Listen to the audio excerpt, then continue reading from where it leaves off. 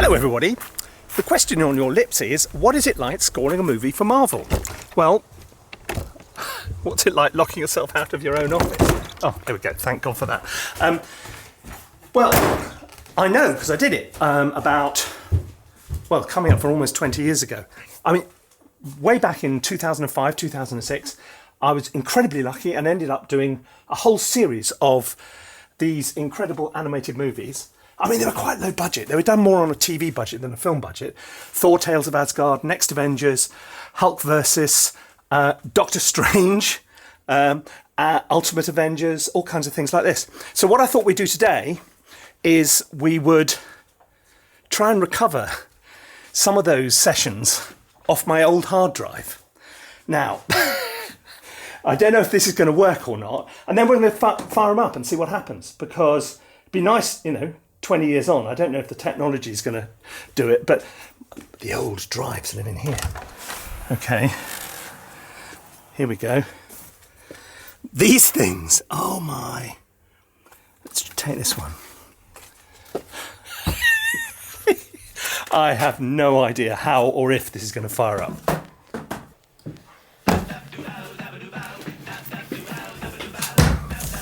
On this drive is all kinds of stuff. It says here, Doctor Strange. Okay, so hopefully all the original DAW files from the Doctor Strange movie are on here. So now this is an old FireWire drive. There is no way I'm going to be able to fire this up like this. What I've got to do is take the drive to pieces, get the drive out, and then find a way of plugging it into my gear. Shall we give it a go? Of course we shall. This may take a while. First, work out how to open the thing. How do you get the thing open? There must be a way of removing this. How the hell? Aha. Oh. Right.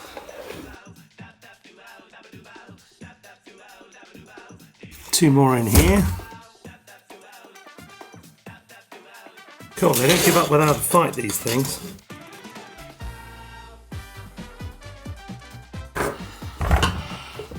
Got it. Now, what is this? Is this an SATA drive or an IDE drive? That is what we're dealing with. That is what I've got to try and plug into a modern computer. But fortunately, oops, I have one of these, which is a sort of convertery type thing, which allegedly is going to help me get 20-year-old DAW files onto a modern computer. Hey! Oh, so far so good. Do I need to connect this? No, there's a little... Let's try turning it on. Is it going to spin up?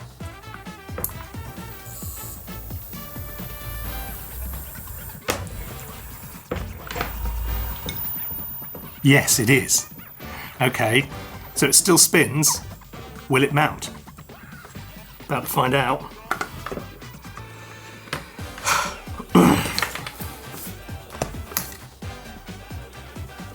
Hoping for the best.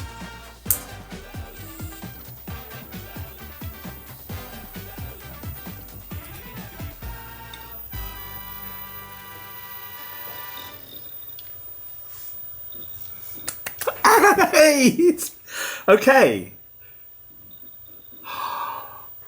There it all is. God.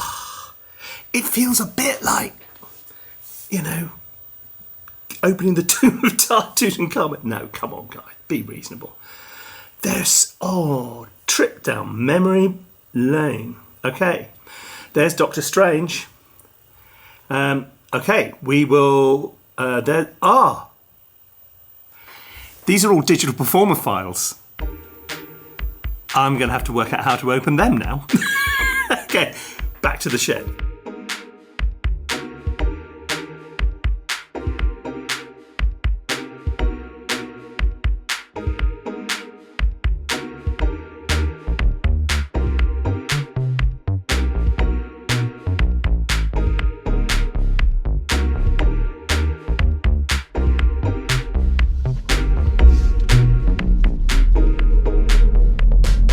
yes, I have an electric car.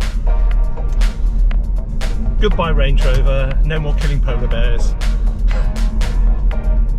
Just before we go any further, bear in mind, ThinkSpace do lots of wonderful courses, both degree courses, which are all taught and mentored by real working professional people, and non-degree courses, which are super duper fun and have got interactive elements and all kinds of things. So if you are interested in either of those things, check it out. Here's a URL thing on the bottom of the screen. Right, let us get back into the wonderful world of... It's disappeared.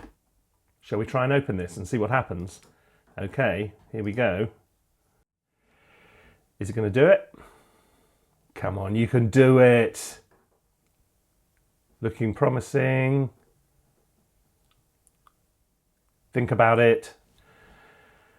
20 years, well, 18 years ago this was. Okay, here we go. Right, so it can't find any of the audio. Never mind, that doesn't matter. We'll just manage with that. And it's, okay, look. But it is at least open. So here's all the audio and the stems. I'd imagine we've got, here we go. Here's all the MIDI. Now it's remapped all the MIDI. But actually, what I was using at the time, I was using a Mac and a couple of PCs, and in a really sort of a predecessor of VSL Ensemble Pro, something called MIDI over LAN. So I could control the PCs with the Mac. But let me explain how I got this job and how the whole thing works, because that's probably what you really want to know.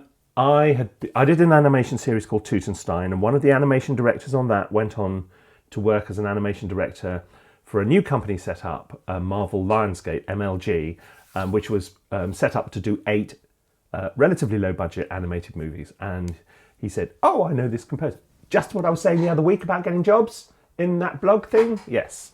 Anyway, that's what happened. So then I had a pitch, and I won the pitch, and I started working for them. Now, this is, the film we're looking at here is Doctor Strange, which was the 4th of 8. So we did 2 Ultimate Avengers movies, then we did Iron Man, then we did this. And so we got into a role by now. So my process was... when the movie comes along, I'm based in England, okay? How's that going to work, you might ask? I'd get on a plane, I went to Los Angeles, and I'd spend 2 or 3 days with the team. Wonderful bloke called Frank Poor, who was the director of this movie. And we'd spot it, we'd go through it, you know, frame by frame, pretty much. And I'd imbue them with confidence. And I remember the first time I went on Ultimate Avengers 1, because there was a certain nervousness about working with a British composer who's going to be working remotely, which remote working almost 20 years ago is a bit, okay. So I took a MacBook and 2 PC laptops, and I set up in a sort of boardroom in Marvel sort of HQ, and plugged it all in and got the movie up and played my demo back and said, how do you want it different? And they go, oh, okay, that's all right. Now you can disappear and just go back to wherever you live and write the music, which is what I did. So this, and I would say, you know, if you are working remotely with people, particularly on a movie, go and see them at the beginning. It just helps cement the relationship, which propels you through the whole thing. So I would heartily recommend it. Now, these movies did work slightly differently to some others. Look, you say, what kind of picture were you working to? Now, at this point, I have to say, all this stuff, of course, you remember that Marvel was bought by Disney, and Disney don't have a big sense of humour when it comes to their copyright. Now, the music and the picture, of course, belong to Disney. So if I show you the finished picture, there's a really good chance that a giant Mickey Mouse will come and do my head in. Anyway, fortunately, however, the picture I was working to at the time was what's called an animatic. It looks like this. Here we go. Here's the opening sequence, which is some geezers being chased by a monster through the sewers. So what you get is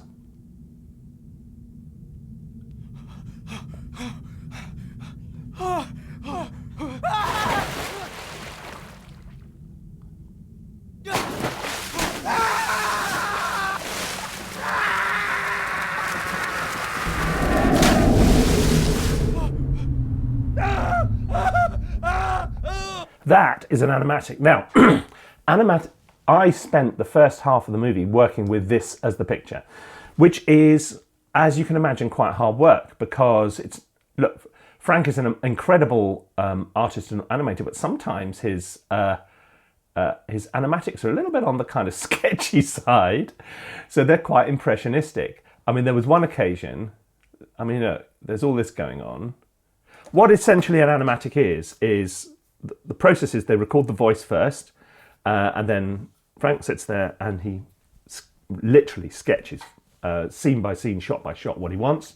They scan the whole lot in, and then an animatic editor will then cut all these still frames to the voiceover, to the dialogue, so that you have an approximation to what the movie's going to look like. And you see they managed to put bits of movement in and things like that. That process doesn't happen quite the same way now than it did 18 years ago, but it still is the idea. A lot of my master's students say, why am I not getting finished pictures with lovely visual effects and things? Because that's not how it works. Suck it up. You know, this is quite extreme though. I mean, trying to score a movie to an animatic is quite hard work. Well, I say hard work. Okay, there's a downside to it, which is this. Okay, there was one scene I scored with Doctor Strange walking, and they said, where's the sense of amazing mystery and overwhelming magic? I said, well, the bloke's walking across a room. I said, no, he's walking across the surface of a lake. Didn't get that from this. You know, it's easy to not to pick up on the detail here, as you can imagine. Anyway, but the advantage of working with an animatic, sometimes with animation, it's easy just to get locked into scoring what you see on the screen and not actually delving into any of the character motivation, the broader story arc and things like that. You're less likely to do that with with an animatic. You're scoring the sense of the scene, you're scoring what the scene's about rather than necessarily following the action too close. I mean, there are problems with this, obviously. Action scenes are quite hard work.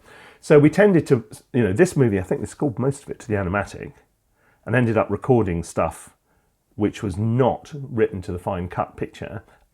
But then it's almost always it's going to be longer rather than shorter, and so after the event you then music edit it to the final picture and it worked fine. Let me give you an example of how this whole thing works. Let me go back into this. Let's have a little listen. This is a sequence called Coming Home. Is it going to run? Go on, you can do it. It's thinking about it. Oh, it's rolling.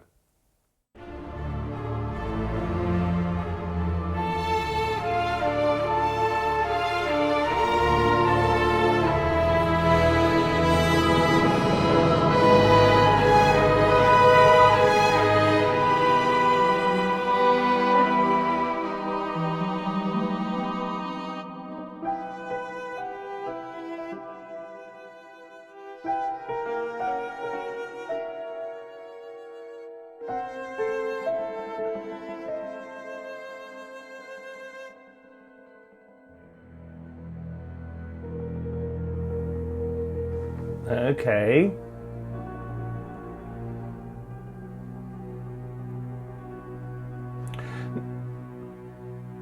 Now, that was 20-year-old samples. This is what the final version sounded like. There we go. Live orchestra.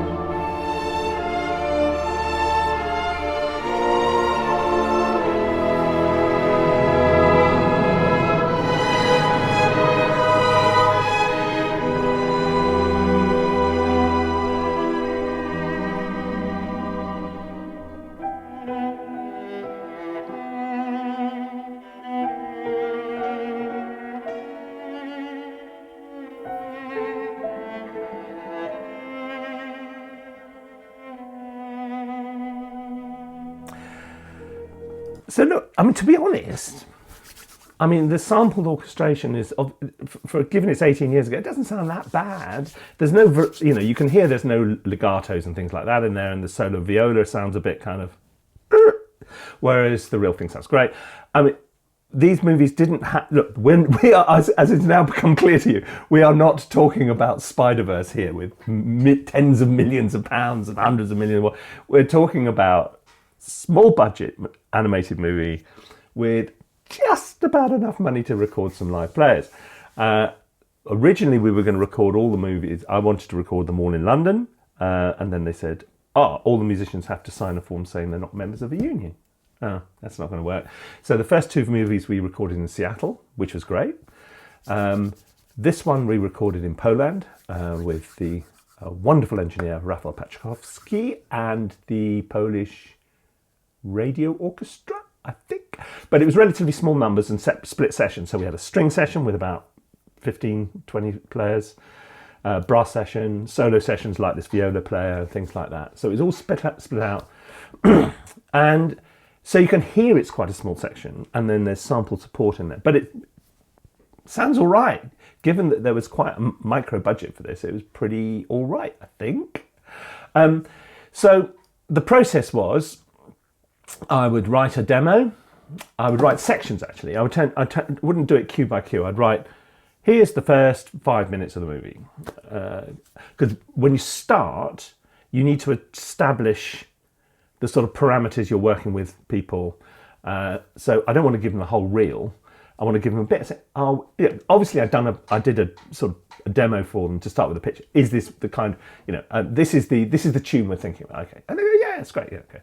So that then showed them the movie, and there's lots of to and fro in the beginning, while they everybody adjusts their assumptions to what's going to go on, and once that's settled down, then you can start doing it in bigger chunks. I go, okay.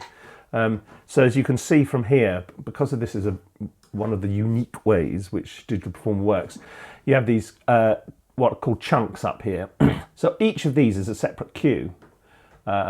So you can have 10 cues loaded up in a single project, which is why some people really like it. And I used to work on DP all the time.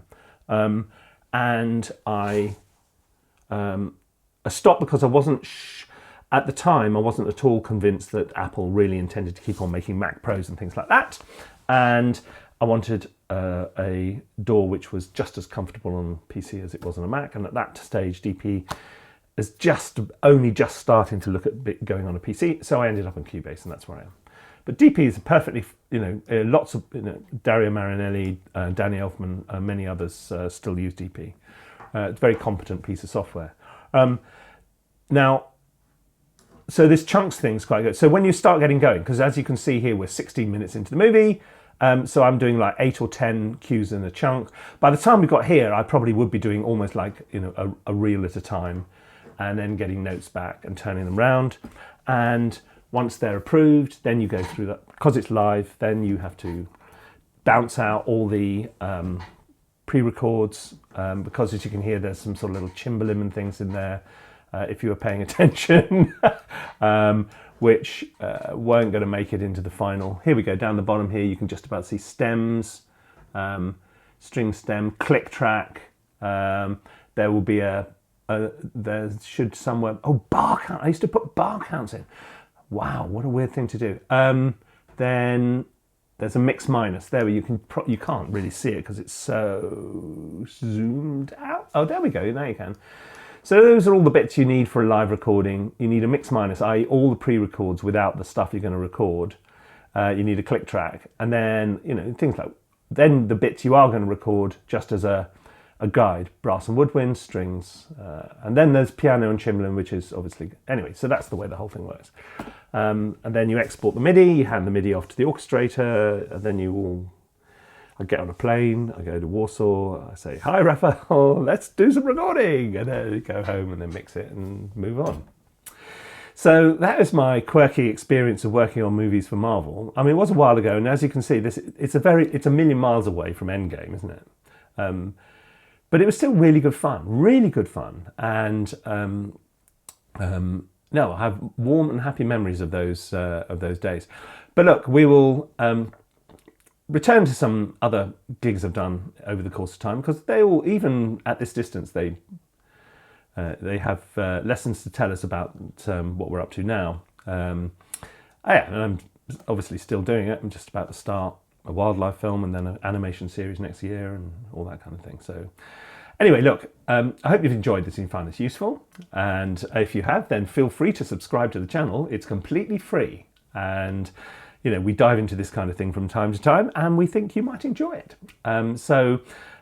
If you're interested in one of our courses, because we do both degree courses and non-degree courses, and they're both great. And here is one of them. There's probably more open doors in the games industry than there are in any other industry that allows you to eventually make a living from music.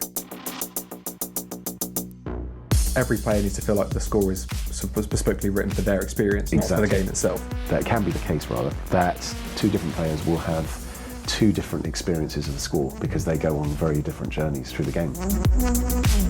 There's just something about the energy in game music, because that's maybe one of the things that I like about games, is that you are allowed to build a whole universe. So I would go to game jams. I did a couple of in-persons. I never did an online one, but some people swear by them. Because if you're really passionate about it, you're probably already making something.